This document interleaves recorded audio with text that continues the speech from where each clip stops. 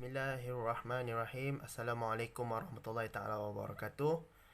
This is the recording for topic number 4 for this particular subject, AAD3193 public speaking.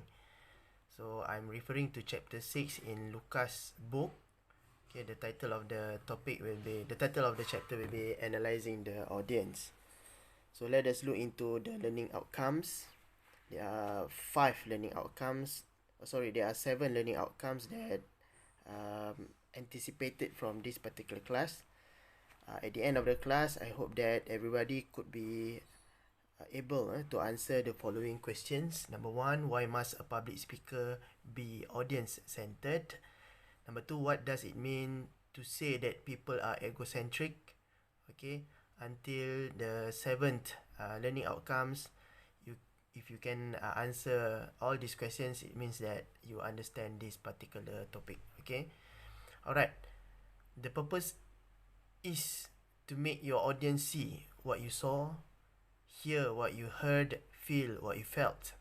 Relevant detail couched in concrete, colorful language is the best way to recreate the incident as it happened and to picture it for the audience. So Dale Carnegie had spoken out this good quote, okay, in order for us to understand what is actually the importance of having good audience analysis. Lain padang, lain belalang, lain orang, lain pandang. What does this mean? So when we are having a look into this graphic, for instance, how many legs does this elephant have? Some of us will simply or straightly say that an elephant will only have 4 legs. But if we look into this particular graphic, we might want to think more than that. We might want to think in a different perspective. Some of us will say that they found 5 legs, and most of it may be 6 or 7 or 8 legs. So it means that as an audience, we are having the same material, but the audience will view the same material differently, from different perspectives, from different angles. Same like our hands, okay? When we look into our hands, there are different lines, different stories being reflected by different lines. So in this particular sense, audience will have different kind of perspective and ideas about the same thing that we shared with them. Now we move on to audience-centeredness. What is audience-centeredness? We try to keep the audience foremost in mind at every step of speech preparation and presentation. So it means that every single thing we do, every single thing we prepare in our public speaking session is actually focused on the audience. What does the audience want? What does they create the interest of our class or our session? We need to have this audience-centeredness. Good public speakers are audience-centered. They know the primary purpose of speech making is not to browbeat the audience or to blow off steam.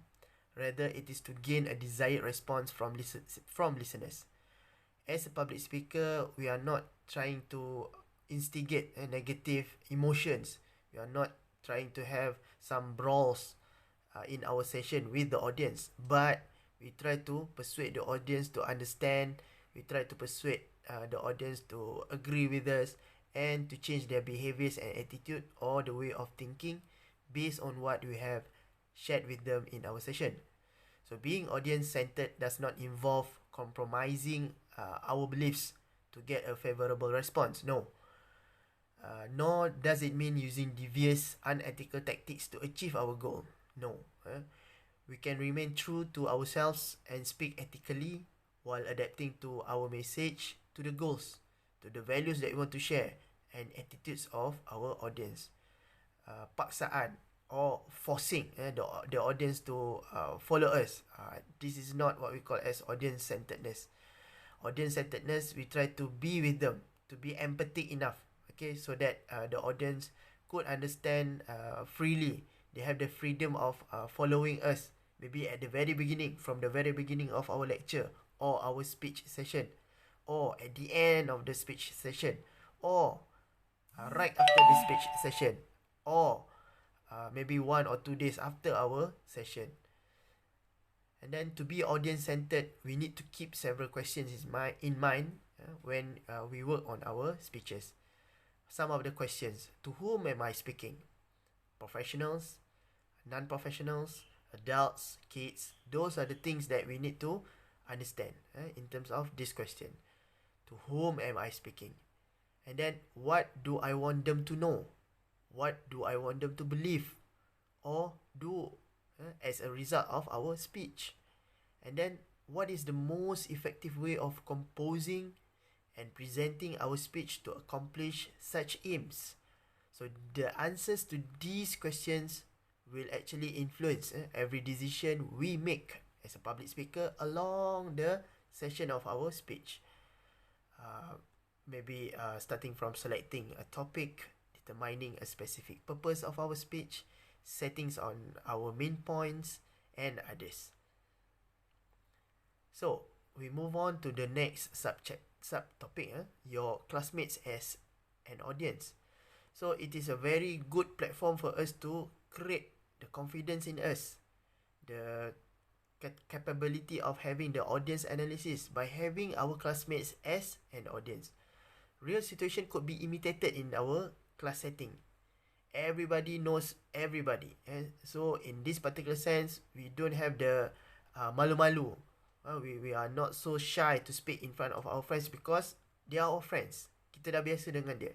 So everybody in the class can create a play role situation which embark the opportunity to handle various real audience. Everybody will play their role maybe as professionals. So we try to suit our contents, our strategy of public speaking with those professionals. And then we might want to think that our audience are the children among the kids. So we try to suit the way how we handle our public speaking session with kids.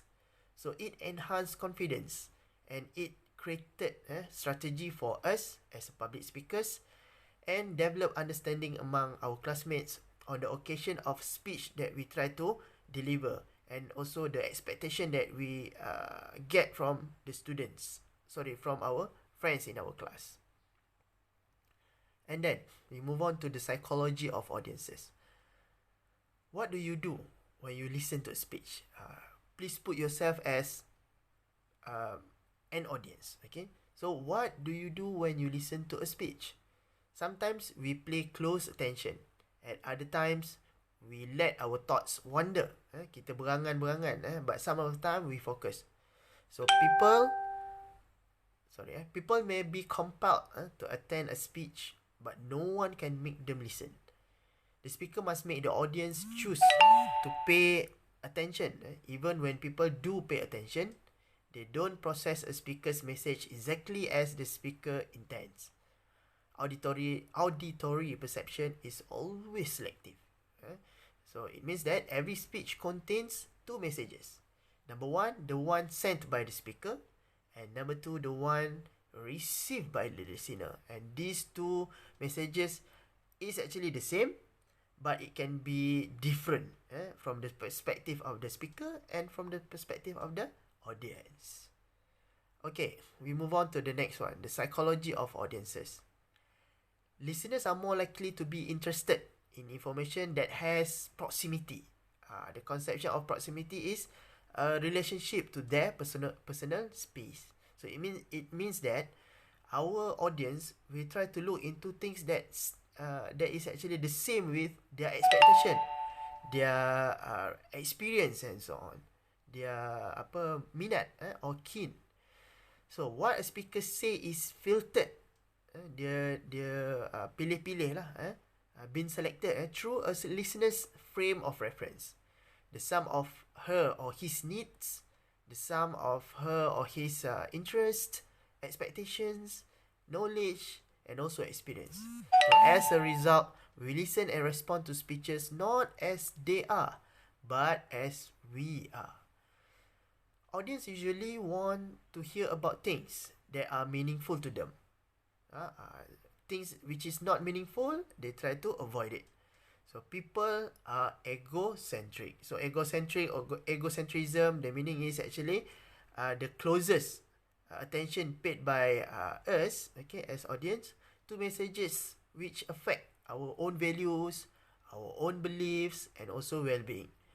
So listeners approach speeches with one question uppermost in their mind. Apa dia? Why is this important to me? So they listen things which is important to them. So this is what we call as the conception of egocentrism tadi tu. Okay. Alright, now we move on to demographic audience analysis. Audience analysis that focuses on demographic factors such as age, gender, religion, sexual orientation, group membership, and racial, ethnic, or cultural background. So it consists of two steps. Number one, we identify the general demographic features of our audience. And number two, we try to gauge, relate the importance of those features to a particular speaking situation. Banyak betul iklan sorry. So when we are having such demographic audience analysis, it helps us to suit whatever we want to deliver to our audience with what they need. If our audience are among banyak betul lah iklan dia.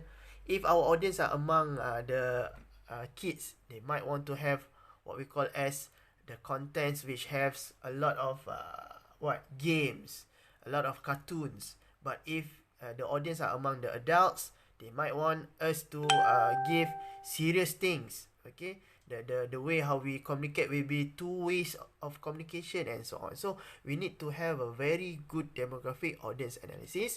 And for this particular reason, I hope that you can read in Lucas' book about each of the demographic factors, age, gender, ethnicity, cultural background. Please read carefully and you will understand the importance of each demographic differences which suit to our speech session. Alright. And then when we talk about demographic audience analysis, okay, while demographic audience analysis can be a useful tool in understanding our audience, like all tools, it can be used improperly. While we are having a very good way of doing audience analysis, in the same time we might be prone towards some negative kind of analysis, or we do it improperly. So when analyzing demographic information about our audience, it is essential that we try our best to avoid stereotyping. What is stereotyping? Stereotyping involves creating an oversimplified image of a particular group of people, usually by assuming that all members of the group are alike. This is the example of stereotyping. Okay, when we talk about men will always like blue. When we talk about woman will always be associated with pink.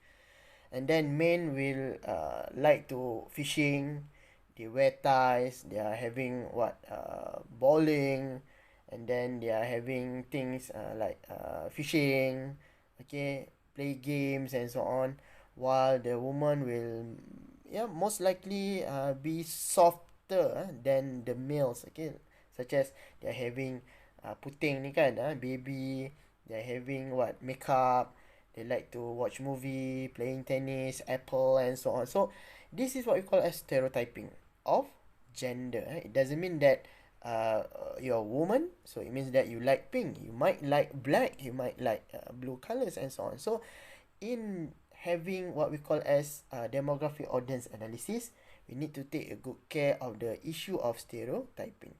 Okay, next, situational audience analysis.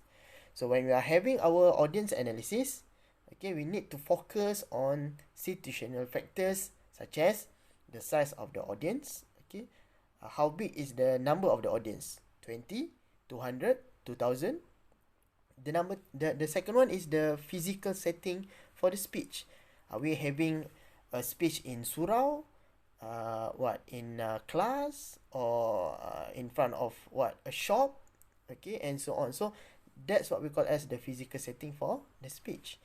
And then the third one is the disposition of the audience toward the topic, okay, their likeliness in terms of their interest or their knowledge maybe about our topic, and then their attitude towards our topic. Okay, attitude most likely will be linked to demographic background as well. If they are the minorities in a group, for instance, they might feel very irritated if we speak things that touch the minority issues and so on. Alright, and then the fourth situational factor is the disposition of the audience and the speaker. Okay, and then the last one is disposition of the audience toward the speaker, and then the last one is disposition of the audience toward the occasion. So topic, speaker, and occasions dispositions, okay, is so important, and we need to take a good care of the analysis towards these three things, including the size and also the physical setting, so that we can win the hearts and minds of our audience. Alright, and then in terms of getting audiences information, okay, there are three major types of questionnaire which we can choose or select, okay, to gather the information about audience. This might be done maybe before the speech sessions, long before the speech session, or while we are having our introductory or ice-breaking session in our speech. Okay, number one, fixed alternative. If we are doing study about our audience way before our session, okay, we might want to have fixed alternative questionnaire. For instance, fixed alternative questionnaire ni asking questions about yes or no. Okay, for instance, do you like the topic of listening? So we want to get the answer of yes or no. Okay, do you like to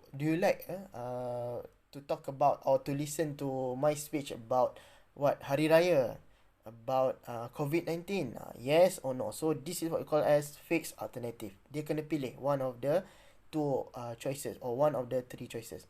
And then number two, scale. Questionnaire in terms of scale. Okay, it might include agree very much to disagree very much.